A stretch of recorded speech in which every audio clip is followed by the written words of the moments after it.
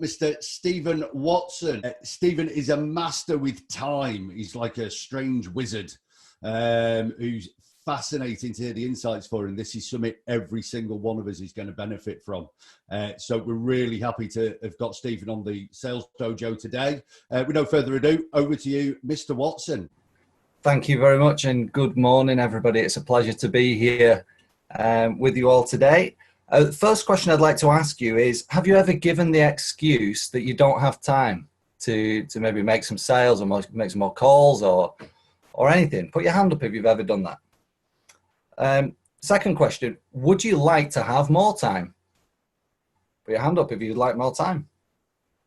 Okay, third part of this is on the chat box, I'd like you to actually let me know what you would do if you had an extra day in your week.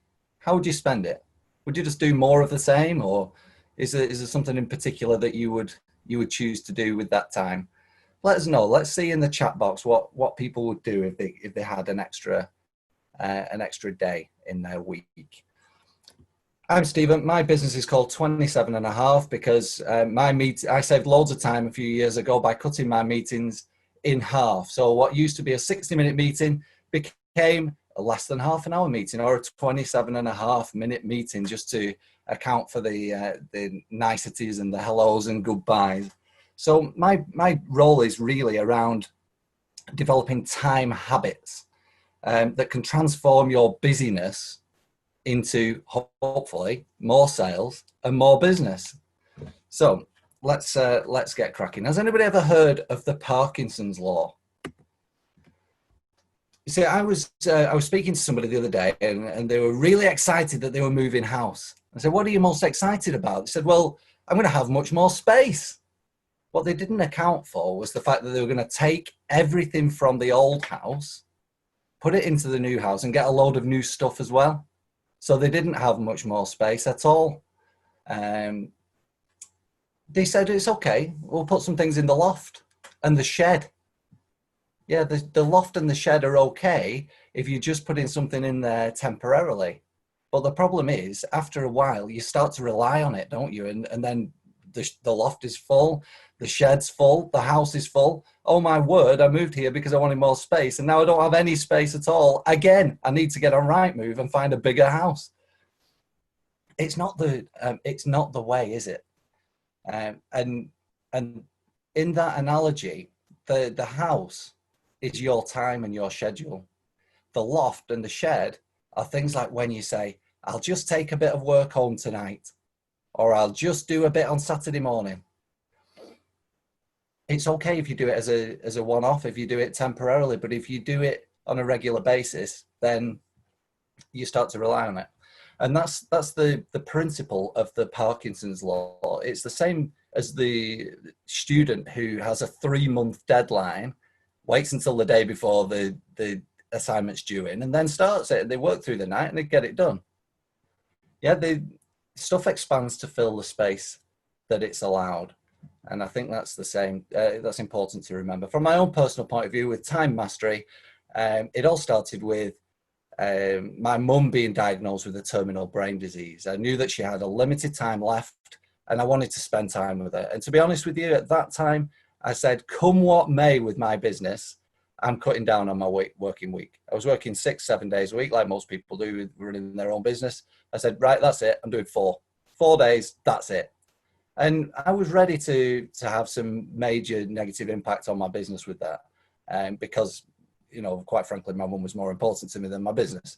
But do you know what? I was so surprised how easy it was just to do that. And it was literally because I cut out all the stuff I didn't really need to be doing, when there's a lot of it when you think about it, and streamlined everything that I did need to do. And, it wasn't so hard at all. So if you want to have a long weekend every weekend, the best thing you can do really is just block out Friday afternoons with something that is ring fenced, and you don't touch it. As simple as that, really. Might not work for everybody, of course, if you have to man an office or whatever, but for a lot of people, it can work really well. And it all comes down to this, the 80-20 principle. 80% of the successes that you get and the outcomes come from only 20% of what you put in. That's so amazing, isn't it, really, when you think about it? And the flip side of it is that 80% of what you're currently doing is only yielding 20% of your results. So think about the Parkinson's law, and there's some things that you could chop out of your week. There's a lot there to go at. There really is. So what do you know what your 20% is? That's my question to you genuinely. If you're in your sales role, do you know the 20% of people who give you the 80%, most 80% of your work? Do you know the 20% of activities that give you 80% of your results? Very much worth thinking about. When I'm working with people, I realize that if you Google time management, there's about 4.5 billion results come back. It's insane. There's no shortage of time management advice. There really isn't.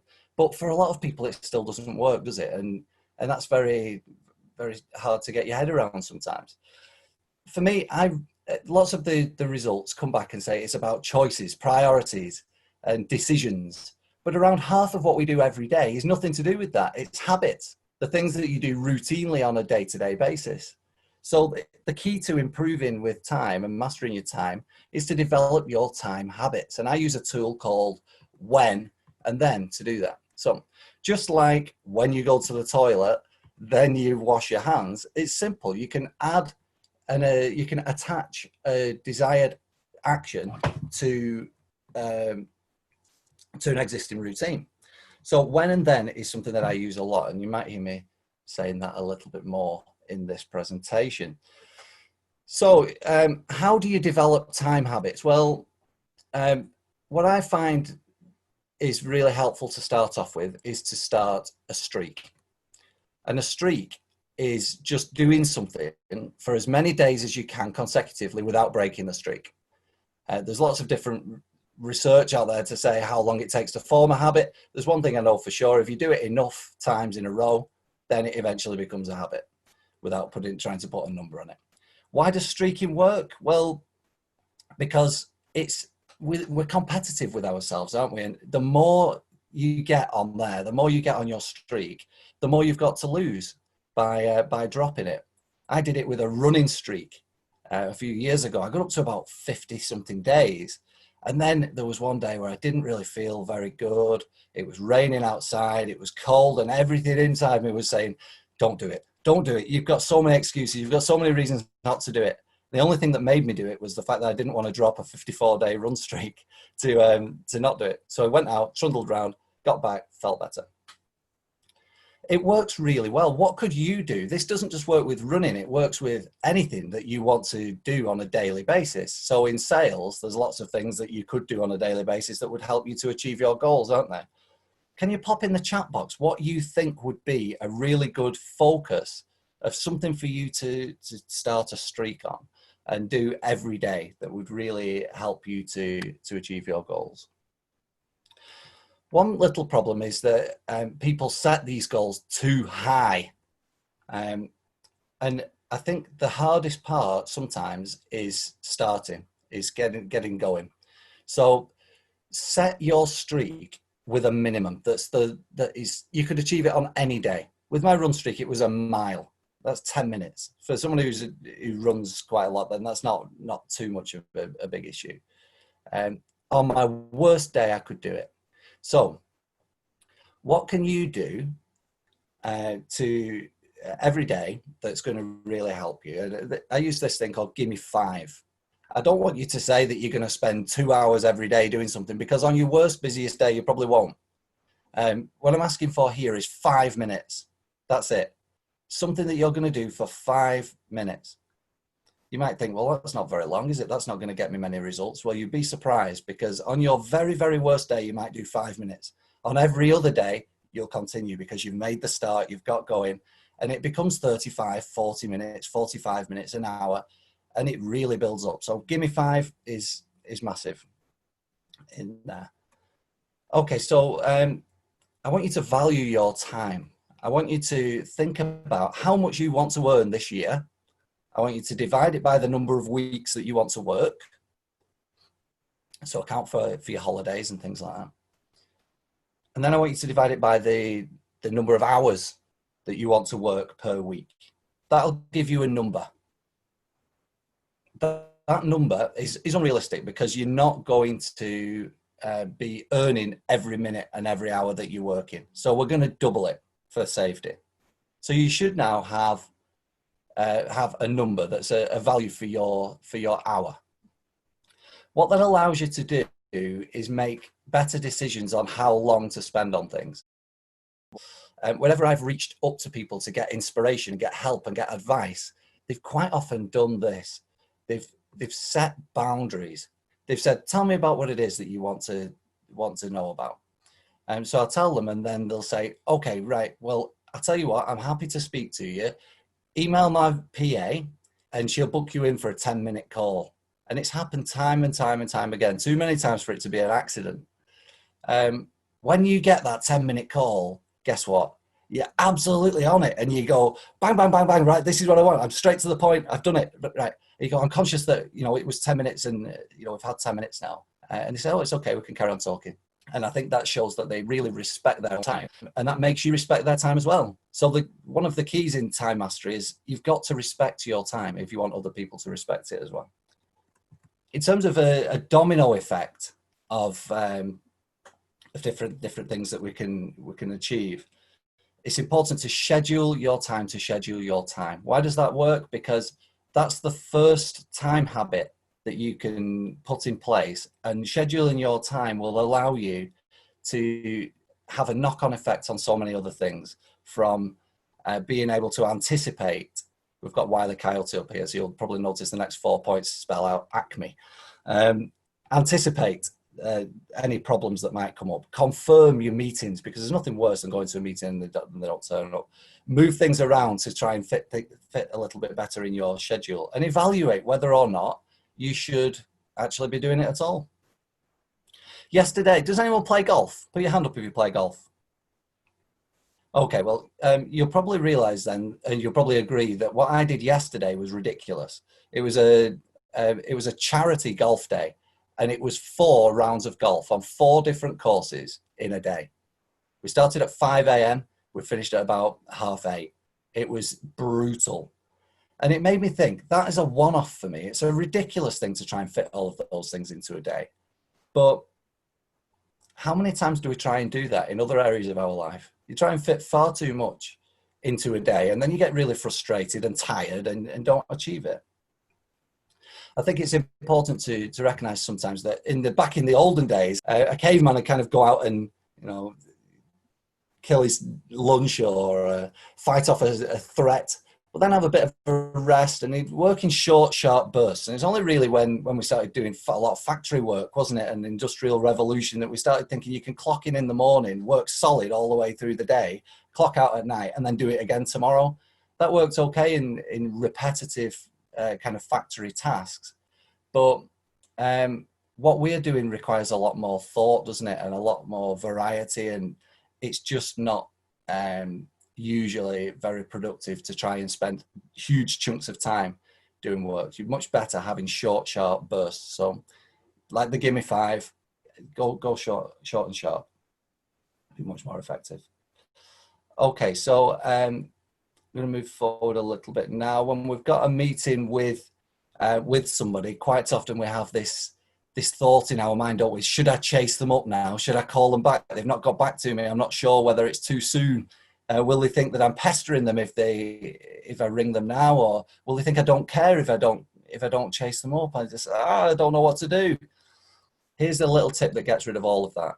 Make the next move yours. So at the end of your conversation, just say to them, I'll give you a couple of days to think about it, talk it over with your partner and the rest of it. If I haven't heard anything back from you by Monday, then I'll give you a call. It's so simple to do, and it takes away all of those problems that I've just spoken to you about. Since I've been using that, it's really made a very big difference. And here's something else that I use as well with existing customers, because we all know that a referral or a recommendation is a very, very effective way of getting more work. So I ask this 10 out of 10 question to my clients. I would say, how happy are you with our partnership at the moment out of 10? And if they say 10, then you can say, brilliant. I'm so glad about that. I'm really pleased that you're happy. I'm really looking for more introductions to people in this industry, or this person who I noticed you're linked in with, or this person. Would you mind introducing me? Would you mind giving me a recommendation? And if they're 10 out of 10 happy, they will. If they're 9 out of 10 happy or anything less than that, then it's a great opportunity for you to improve some area of your relationship and work on retention to make sure you're not just getting somebody new and losing somebody, one of the old ones. So I think that question is really useful to me as well. Final couple of things from me. This is a meat sandwich. Okay, so a sandwich has a layer of bread at the top and the bottom. If it doesn't have that, the filling and the contents just spill everywhere. It's the same with meetings. If you don't have a great start and you don't have a structured kind of end, the whole thing will just go everywhere. So with the when and then, when you start a meeting, then confirm the desired outcomes of that meeting and the finish time. That's really important. Once you've done that, it gives the rest of the meeting structure. And when you're finishing the meeting, then confirm the actions arising and the next meeting date.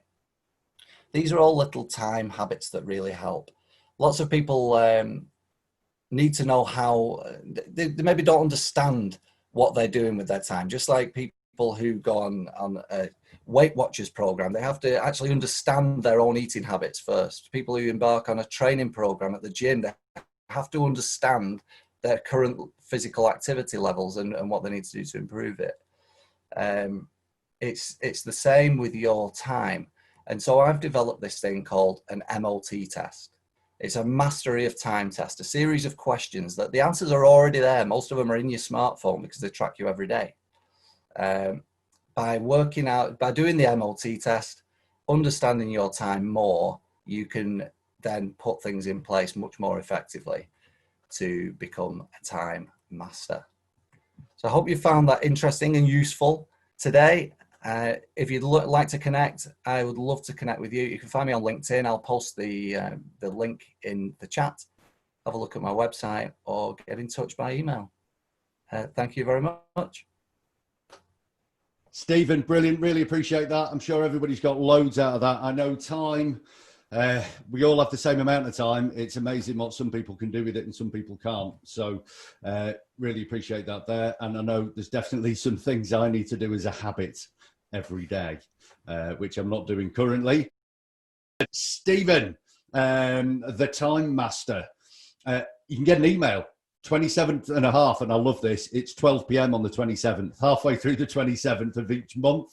You can go on a link and you can get an email pack with tips, how to make the most of your time. Please connect with Stephen on LinkedIn or visit the website Stevens at 27.5.co.uk.